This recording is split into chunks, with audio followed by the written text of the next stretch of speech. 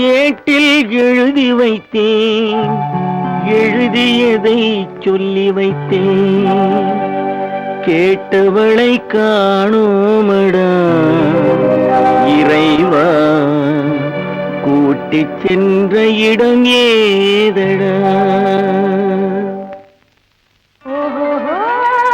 எழுதியதை சொல்லி வைத்தேன்,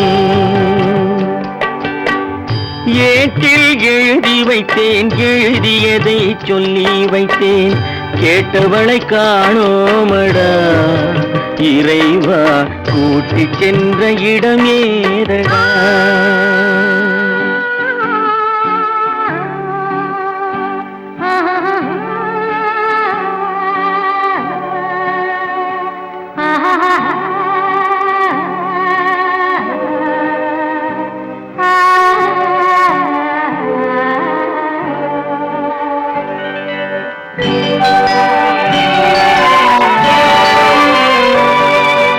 திரும்பி வரும் நேரத்திலே அரும்பி நிற்பாய் கன்னி என்று,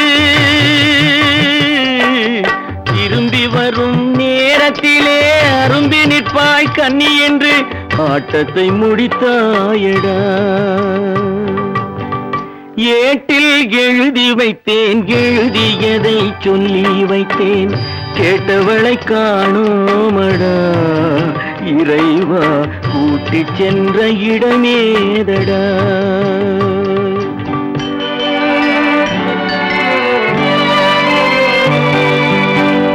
பருவத்தை கொடுத்து விட்டு உருவத்தை எடுத்துக் கொண்டாய், பருவத்தை கொடுத்து விட்டு உருவத்தை எடுத்துக் கொண்டாய், கருமத்தின் தலைவன் அல்லவா இறைவா, கேட்டவளை காணோமடா.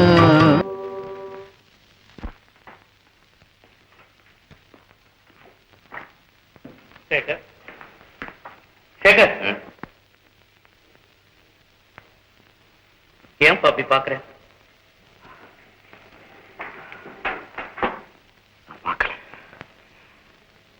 நான் பார்க்கல, இழந்த பார்வையை தேடுறேன். என் கண்களுக்கு ஒளியாயிருந்த உமா, என் கவிதைகளுக்கு பொருளாயிருந்த உமா இப்படி சொல்லாம போவான்னு நான் எதிர்பார்க்கவே இல்லை. அன்னைக்கே அவ சொல்ல, நாம தான் புரிஞ்சுக்கல. சொன்னானா? என்ன சொன்னா? என்னதான் சொன்னா மாமா? சேகர், கண்ணன் வரும் நாளில் கண்ணி இருப்பேனோ, காற்றில் மறைவேனோ அப்படின்னு சொல்லல.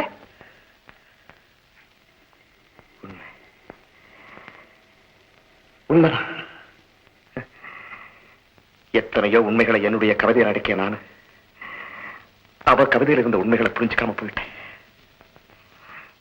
உமா, புரியாதவனோட வாழ்றதை விட இந்த உலகத்தை விட்டே போயிடலான்னு போயிட்டியா? சரி உமா, சரி. சேகர், நீ இப்படி எல்லாம் வருத்தப்படுவேன்னு தெரிஞ்சுதான் உமாவே உனக்கு ஆறுதல் சொல்லிட்டு போயிரு. ஆறுதல்? நான் மறைந்த போதும் வேறு வடிவாக நானே பிறந்திருப்பேன். வேறு வடிவாக? வேறு வடிவாக? அந்த வடிவம் எங்க இருக்குது? அதை எப்படி மாமா கண்டுபிடிக்கிறது? கடவுள் நமக்கு அந்த சிரமத்தை கூட கொடுக்கல சேகர். அதோ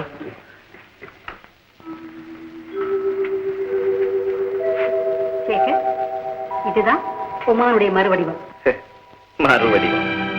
ஆமா சேகர், எங்கோ பிறந்து எப்படி எப்படியோ வளர்ந்து முடிவில் வாழவும் முடியாமல் சாக துணிந்த இந்த அழகு வடிவம் உண்மையிலே உமாவின் மறுவடிவம். உமாவின் மறைவால நமக்கு ஏற்பட்ட கலக்கத்தை தீர்ப்பதற்காகவே கடவுள் தோற்றுவித்து ஒரு அன்பு வடிவம். அது மட்டுமல்ல சேகர், எங்களுக்கும் உனக்கும் ஏற்பட இருந்த உறவு விட்டு போகாம இருக்கிறதற்காகவும் ஏற்பட்ட வடிவம் இது. அத்தை, இவ உமாவோட மறுவடிவம் இல்லை, போலி வடிவம். மாமா, பெத்த பெண்ணை இழந்த உங்களுடைய கண்களுக்கு பார்க்கிற பெண்ணை எல்லாம் தன்னுடைய மகளா ஏத்துக்கிற பக்குவம் இருக்கலாம். ஆனா கண்ட பெண்களை எல்லாம் காதலியா ஏத்துக்கிற பக்குவம் எனக்கு கிடையாது. என்னுடைய உமா அவ விட்டு போன இடத்தை நிரப்புறதுக்கு கண்ணீரும் நினைவுகளும் தான் துணை செய்யுமே தவிர இந்த போலி வடிவம் இல்லை. இவ போலி மட்டும் இல்ல, பிறந்த இடத்தையும் மறந்தவன். கேவலம் உயிர் வாழ்றதுக்காக அந்நியர்களை கூசாம அப்பா அம்மா நினைக்கிறவன். நாட்டை மறந்தவங்க இவங்களுக்கு இந்த பூமியில வாழவே தகுதி கிடையாது. பிள்ளை பாசத்தால துடிக்கிற உங்க பலவீனத்தை பயன்படுத்திட்டு வாழ்ற இவ உமாவாக முடியாது. எத்தனை பிறவி எடுத்தாலும் என்னுடைய உமாவாதம் முடியவே முடியாது. மீனா, வருத்தப்படாதேம்மா. அவன் எப்பவும் இப்படிதான் பேசுவான். நான் வருத்தப்படேம்மா. உமா கிட்ட அவருக்கு இருக்கிற ஆழ்ந்த அன்பை நினைச்சு ஆனந்தப்படுறேன். ஒரு பெண் அடைய வேண்டியது இப்படிப்பட்ட உண்மையான அன்பைத்தான். அம்மா, போராடி போராடி இன்பம் காண வேண்டிய பிறவி பெண் பிறவின்னு நீங்க அன்னைக்கு சொன்னது இன்னும் என் மனசுல இருக்கு. அவருடைய அன்பு அடைய நான் கடைசி வரைக்கும் போராடுவேன். சபாஷ் மீனா, உன்னுடைய போராட்டத்துல நாங்களும் கலந்துக்கிறோம். இந்த கவிஞனை சும்மா விடக்கூடாது. இவன் கையில தாலி கயிறை கொடுத்து கட்ட வச்சு இவன் அடிக்கடி தேசாந்திரம் போறதை தடை செய்யணும். வாங்க போலாம்.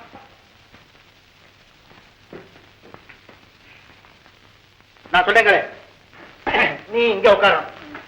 சேகர் அங்க, மோகன் அங்க, நான் இங்க. உங்க வைஃப் அங்க, எங்க அண்ணன் வைஃப் அங்க. கரெக்ட். எல்லாம் ரெடி ஆயிடுச்சு. ஆமா, கவிஞர் எப்ப வர்றாரு? நம்ம மோகன் கூப்பிட போயிருக்கான். கட்டாயம் எப்படியும் கூட்டிட்டு வந்துருவான். மாமா, லட்டு ரொம்ப பிரமாதம். இவன் லட்டு மட்டும் என்னடா இங்க செஞ்சிருக்கிறது அவ்வளவுமே ரொம்ப பிரமாதமா இருக்கு. ஏன் இருக்காது?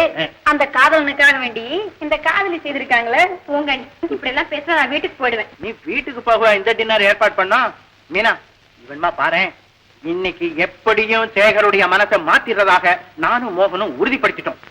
அவங்க வர்ற நேரமாச்சு. மீனா, நீ சமைக்கிறதுக்கு போ சொல்றேன். இதெல்லாம் எடுத்து வை, எல்லாத்தையும் எடுத்து வை. அரே வா வா வா வா சேகர் சேகர் வா வா.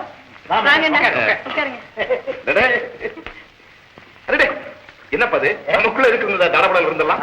நீ ஒண்ணும் மிரளாத. இந்த பாரு சேகர், நீ எப்பவுமே நம்ம 3 பேரையும் மட்டமாவே நினைச்சுக்கிட்டு இருக்க. மோகன் ஃபாரின்லாம் சுத்தி பார்த்துட்டு வந்திருக்கான். நீ உள்நாட்டிலேயே ஒரு ஊர் பாக்கி விடாம சுத்தி பார்த்துட்டு வந்திருக்க. நான் உங்களுடைய நண்பன், அதுலயும் ஒரு எழுத்தாளங்கிற முறையில ஒரு சின்ன விருந்து கூட வைக்கலன்னா அப்புறம் எனக்கு தான் என்ன கௌரவம், உங்களுக்கு தான் என்ன கௌரவம்? சும்மா சாப்பிடுங்க, பரவாயில்ல.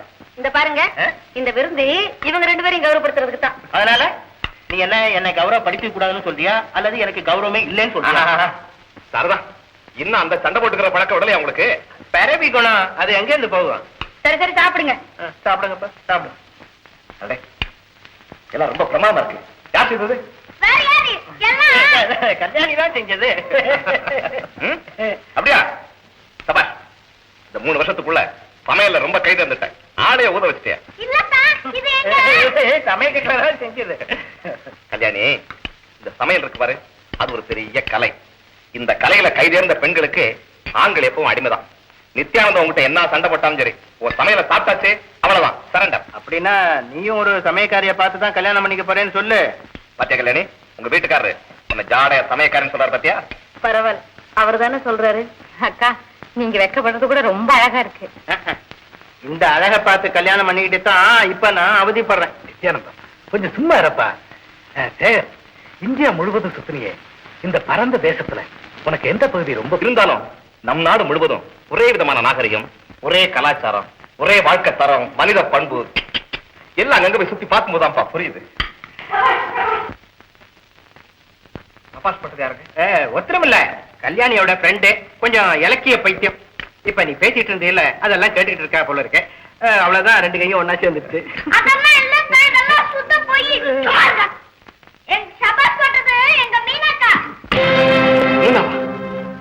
அட, நீ சும்மா சாப்பிடப்பா, அவன் ஏதோ வளர்றான்.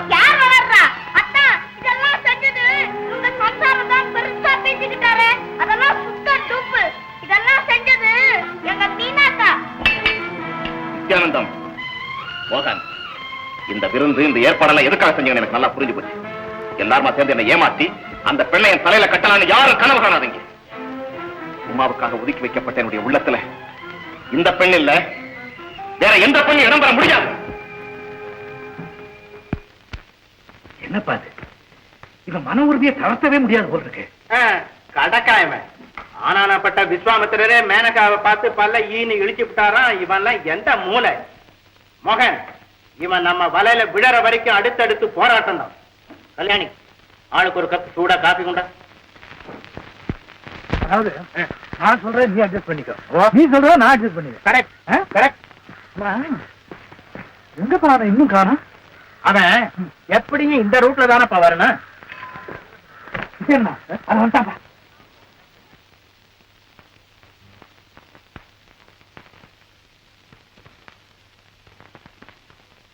டேய் எங்கடா போயிட்டீங்க? 4 நாளா ஊர் சுத்துனீங்களா? அட எங்களுக்கு என்ன வேற வேலை இல்லையா உன் பின்னாலேயே சுத்துறதுக்கு? ஆஹா, அப்போ ஒரு வேலை கிடைச்சு போச்சா? அவனுக்கு இங்க வேலை கிடைச்சது. ஆ. அவனா ஒரு வேலையை உண்டாக்கிட்டு இருக்கான். அது என்னடா வேலை? ஒண்ணு இல்லப்பா, ஆ. 4 நாளைக்கு முன்னாடி ஒரு பொண்ணு ஒரு பத்திரிக்கையில கவிதை எழுதியிருந்தா. சரி. அதை படிச்சுட்டு ஆகுன்னுகிட்டு இருந்தான். ஆ. அப்புறம் என்னடான்னா ஆ. அந்த பொண்ணை சந்திச்சு ஆ. அந்த கவிதையெல்லாம் வாங்கி ஆ. புத்தகமா வெளியிட போறானா. ஆஹா, அப்படியா? Very good very good. Nithyanandam, அப்ப நான் ஒண்ணு செய். என்ன? அந்த கவிதைகள்லாம் கொண்டாந்து என்கிட்ட கொடு. நான் படிச்சு பார்த்துட்டு ஒரு நல்ல முன்னுரை எழுதி தரேன் உனக்காக. நித்யானந்தா, சேகரோட முன்னுரைக்காகவே அந்த புத்தகம் நிறைய விற்க போகுதுப்பா. படபடா ஃபுல் முன்னுரை எழுதுறதுங்கிறது பட்டாணிக்கல சாப்பிடற மாதிரி இல்ல. புஸ்தகம் எழுதுற ஆசிரியரை விட முன்னுரை எழுதக்கூடியவங்களுக்கு அதிக மூளை வேணும். அந்த பெண்ணனுடைய கவிக்கு முன்னுரை எழுதக்கூடியவங்க நம்ம தமிழ்நாட்டிலேயே கிடையாதுன்னு நான் சொல்றேன். நித்யானந்தம், சேகர் பாத்தியா, ஒன்ன டவுன் பண்றான். ஏய் நித்யானந்தம், அப்படின்னா அந்த பெண்ணோட கவிதையை விட எங்க சேகரோட கவிதை மட்டோங்கிறியா? ஆனா நான் ஏன்பா சொல்றேன், புஸ்தகம் வெளியே வந்த உடனே யாருடைய கவி வசத்தின்னு நாடே சொல்ல போகுது. நித்யானந்தம், ஒரு பெண்ணை உயர்த்தி பேசுறத பத்தி நான் சந்தோஷப்படுறேன். ஆனா அதுக்காக என்னையும் மற்ற கவிஞர்களையும் தாழ்த்தி பேசுறதை நான் அனுமதிக்க முடியாது. எல்லா கவிதைகளுமே நாட்டுக்கு தேவைதான். ஆனா கவிஞர்களுக்குள்ள உயர்ந்தவங்க தாழ்ந்தவங்கன்னு பேதம் காட்டுறத விரும்பாதவன் நான். இங்க பாருப்பா சேகர், விஷயம் இவ்வளவு தூரத்துக்கு போன பிறகு இதுல 2ல 1 பார்த்துதான் ஆகணும். நித்யானந்தம், அந்த பொண்ணோட எங்க சேகர் போட்டி போட தயாரா இருக்கு. ஆனா என்னப்பா அது? நீ சும்மா இருப்பா, என்ன சொல்ற? அட நீ யாரப்பா அது? அதுவோ குடும்ப பெண்ணு முன்பின் தெரியாத ஆளோட எப்படி போட்டி போடும்? இது ஒரு பெரிய பிரச்சனையாகும். 2 பேருக்கு மத்தியில ஒரு திரையை போட்டா சரியா போகுது. ஓஹோ, வெரி குட் ஐடியா. என்ன சொல்ற? என்னப்பா சொல்ற? நாளைக்கே போட்டி வச்சுக்கலாம். என்னப்பா இது? சரின்னு சொல்லுப்பா.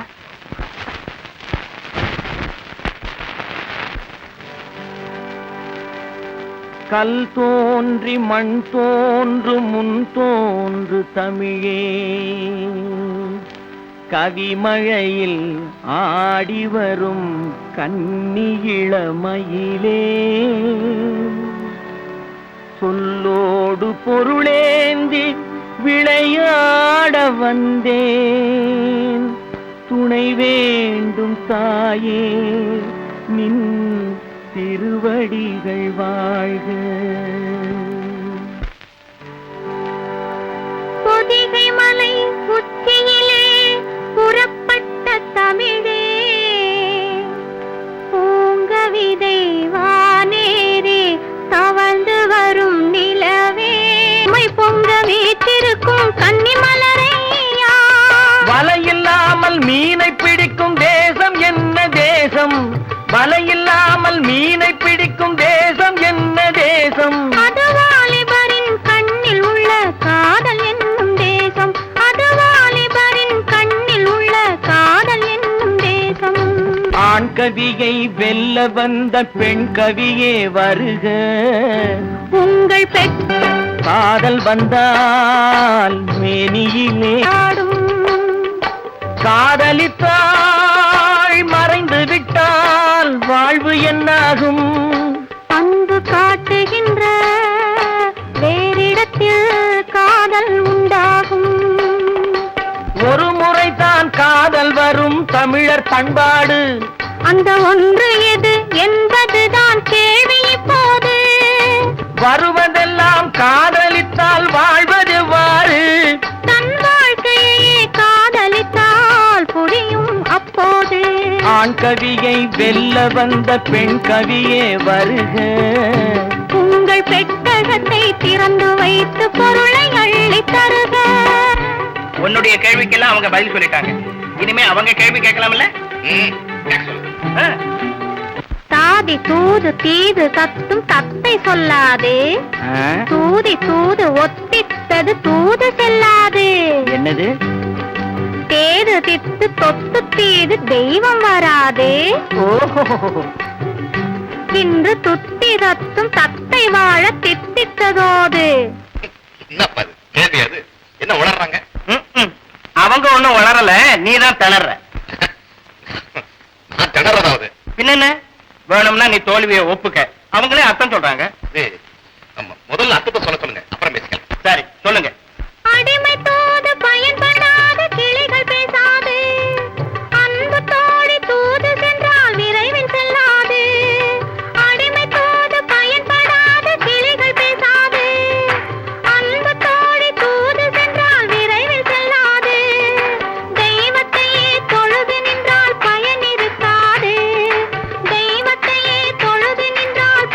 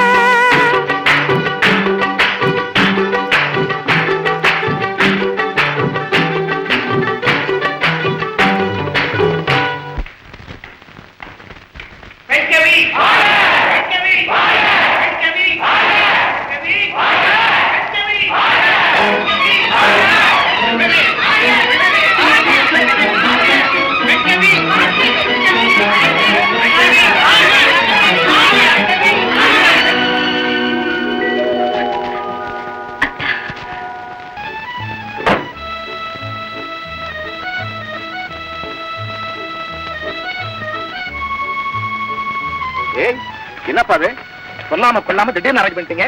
திடீர்னு அரேஞ்ச் பண்றதுக்கு பேர் தான் பிக்னிக். நிதானமா அரேஞ்ச் பண்றது கல்யாணம். ஆமா, அந்த கல்யாணத்துக்கு கூட திடீர்னு அரேஞ்ச் பண்ணிட்டா கவிஞர் போறே கொண்டாட்டம். என்னப்பா அது எல்லாரும் நம்மள வர்றீங்க? இருக்கு இருக்கு, என்ன சாப்பிடுங்க.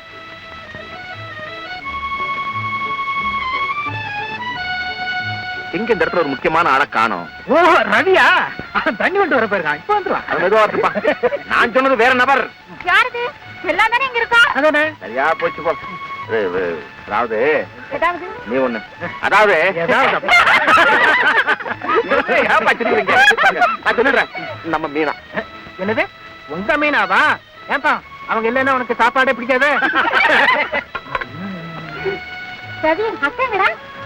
அக்கா வழியில இருக்கிற பூவெல்லாம் பார்த்து ரசிச்சிட்டு இருக்குது. பெரிய கவிமணி இயற்கையெல்லாம் பார்த்து ரசிக்கிறாளா? ஒரு முக்கியமான விஷயம். என்னது? எனக்காக ஒரு ஃப்ரெண்ட் வழியில காத்துட்டு பாரு. அப்படியா? வந்து சீக்கிரம் சீக்கிரம் போ. அரே, என்னப்பா இது திடீர்னு ஒரு ஃப்ரெண்டை மீட் பண்ணிட்டு வரேன்னு போறானே, விஷயம் புரியலையே. எனக்கு புரியுது. வா, வா, வா, வா.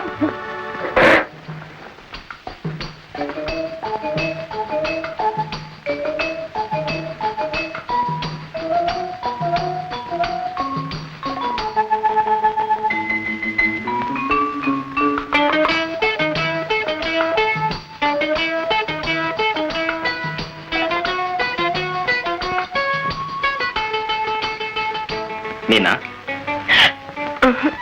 ஒண்ணும் பேச வேண்டாம். ஏன் எனக்கு பேச தெரியாதா? இல்ல உனக்கு தான் பதில் பேச தெரியாதா? ஒருத்தரை ஒருத்தர் புரிஞ்சுக்கிற வரைக்கும் தான் பேச்சு. அப்புறம் அதுக்கு அவசியமே இல்லை. அப்படின்னா நீ ஓடி ஒளிய வேண்டிய அவசியம் கூட இல்லை. நாடமும் மச்சமும் பெண்களின் உடன்பிறப்பு. ஊடல் காதல் விளையாட்டுல ஒரு பகுதி.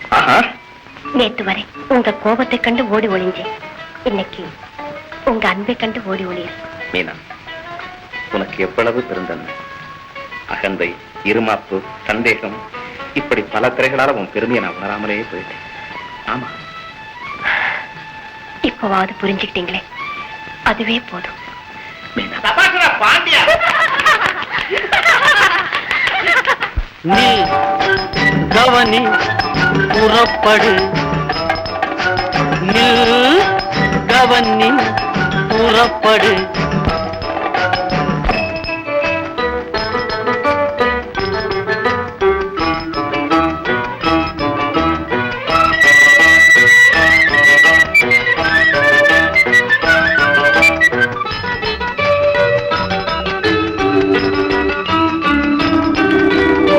ஆயிரம் வாழ்த்து மின்சாரம் அடங்கி இருக்குது உடம்புக்குள்ளே.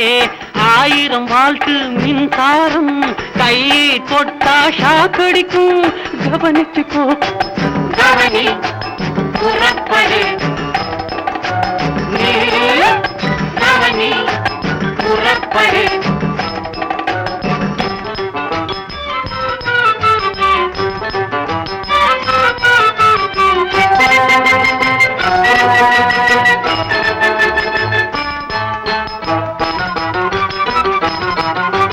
வேண்டாம் வேண்டாம் என்றவரே, விழுந்து விழுந்து பார்த்தவரே, வேண்டாம் வேண்டாம் என்றவரே,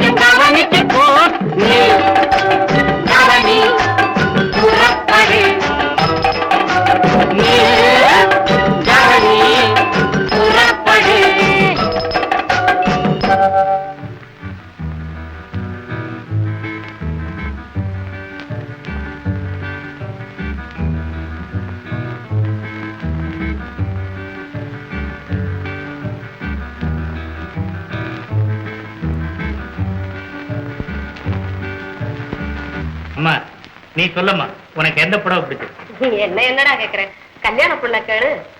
அவதான் வாயே திறக்க மாட்டேங்கிறாள. நீ கூட தான் என் மகனை கல்யாணம் பண்ணிக்கும் போது வாயை திறக்காம இருந்த. அப்படியா? இந்த விஷயம் எனக்கு தெரியாத. தைரியமா சொல்லு மீனா, எந்த புடவை பிடிச்சிருக்குன்னு சொல்லு. என்ன ஏன் கேக்குறீங்க? உங்களுக்கு எது பிடிச்சிருக்கோ அது எனக்கு இஷ்டம் தான். வணக்கம் சார். அடடே, வாங்கப்பா டென்னிஸ் சகோதரர்கள், நல்ல சமயத்துல வந்தீங்க. வர்ற சனிக்கிழமை நம்ம மீனாவுக்கு சேகர் கல்யாணம். நீங்க முதல் நாளே வந்து. சனிக்கிழமையா? என்ன மோகன், எங்க கூட மதராஸ் வர முடியாதா? ஆமா சோமு, திடீர்னு இந்த கல்யாணம் நிச்சயம் ஆயிடுச்சு. என்னப்பா மோகன்? ஒண்ணு இல்லப்பா, வர வெள்ளிக்கிழமை சென்னை மாகாண டென்னிஸ் மேட்ச் ஆரம்பம். அதுக்கு நானும் போறதா இருந்தது. சோமு, ஒண்ணு செய்யுங்களேன், குறிப்பிட்டபடி நீங்க புறப்படுங்க. கல்யாணம் முடிஞ்ச மறுநாளே நானும் வந்து சேர்ந்துக்கிறேன். Idea sir. கல்யாண விருந்தெல்லாம் நான் ஊருக்கு போயிட்டு வந்து சாப்பிடுறேன் சார். Very good. வர்றேன் சார். வணக்கம். என்னங்க, இந்த சீலை தான் எல்லாருக்கும் பிடிச்சிருக்கு. சரி, அதே எடுத்து வச்சுக்கோ. மாமா, இந்த டவுன்ல ஒரு கடை பாக்கி இல்லாம சுத்தி பார்த்துட்டோம். இந்த நெக்லஸ் தான் எனக்கும் பிடிச்சிருக்கு, கல்யாணிக்கும் பிடிச்சிருக்கு. ஆமாங்க, இது பாருங்க. பாருங்க, ரொம்ப பிரமாதமா இருக்கு. பேஸ் பேஸ். அப்புறம்